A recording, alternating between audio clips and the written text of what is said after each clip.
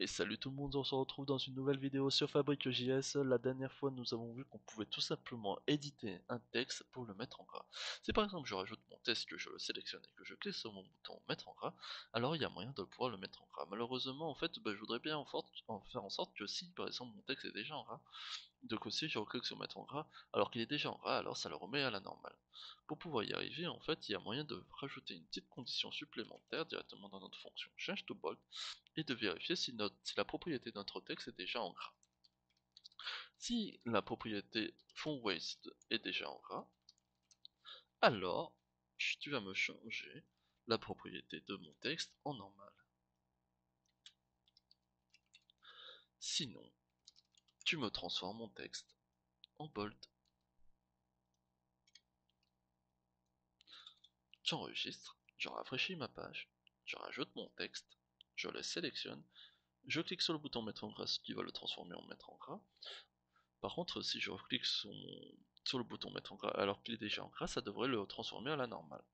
Et là, je peux cliquer autant de fois que je veux, ça va à chaque fois le changer en bold ou en normal. Maintenant, je voudrais faire en sorte, et là ça va être un peu plus technique, de pouvoir éditer mon texte. Malheureusement, en fait, avec la classe texte de fabrique, qui est celui-là, je ne peux pas éditer directement mon texte tout en double-cliquant dessus.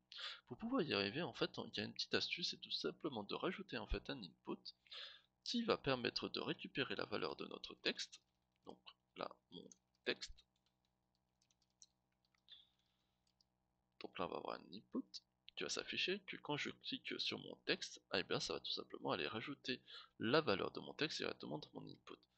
Bien sûr, en fait, il va falloir lancer un événement qui va être tout simplement un événement pour le Canva.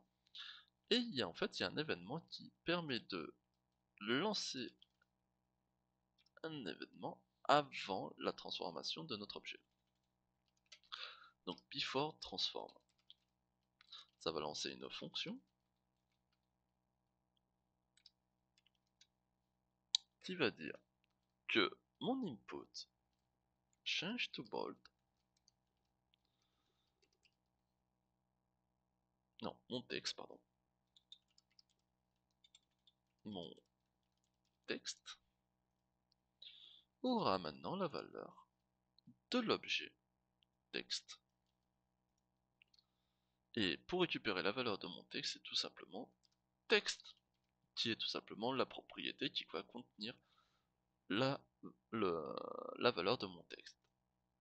Bien sûr, avant ça, on va aller dire récupère moi d'abord mon objet, parce que sinon la variable texte il va pas la trouver, il va pas savoir de quel objet je parle.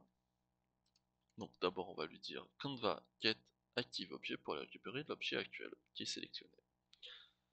Et si j'enregistre et que je rafraîchis, j'ajoute mon texte, je le sélectionne, et automatiquement ça devrait le rajouter en input. Malheureusement, j'ai oublié de sauvegarder.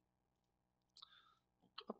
Et là cette fois-ci ça l'a bien rafraîchi et affiché tout simplement dans notre input. Maintenant je voudrais faire en sorte que quand j'édite notre texte directement ici, ça édite directement depuis mon Canva. Ça édite tout simplement l'objet depuis mon Canva. Et pour que ça soit possible, on va tout simplement lancer un événement depuis l'input, donc cette fois-ci mon texte, qui va lancer un événement en input, une fonction qui se lance et qui va tout simplement aller récupérer notre objet texte et lui faire un petit set qui va aller modifier son texte et qui va récupérer tout simplement la valeur de notre input. J'enregistre, je rafraîchis, j'ajoute mon texte, je le sélectionne, je récupère bien la valeur de mon objet directement dans mon input, et ici j'édite mon texte. Alors mon texte va se retrouver édité. Malheureusement, j'ai oublié de lui rendre le rendu à chaque fois qu'il y a une modification. Donc en var.renderAll. Donc j'ajoute mon texte, je le sélectionne. On a bien notre texte qui s'ajoute dans l'input, et si je l'édite, alors automatiquement il va s'éditer.